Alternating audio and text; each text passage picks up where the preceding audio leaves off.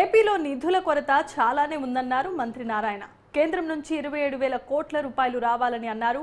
17,000 కోట్ల రూపాయలు కేంద్రం, 17,000 కోట్లు రాష్ట్రం ఇవ్వాలన్నారు.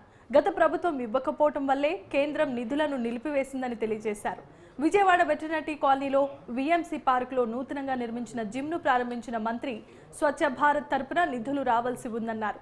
సీఎం సహకారంతో కేంద్రం నుంచి నిధులు తెచ్చేందుకు కృషి చేస్తామని తెలియజేశారు.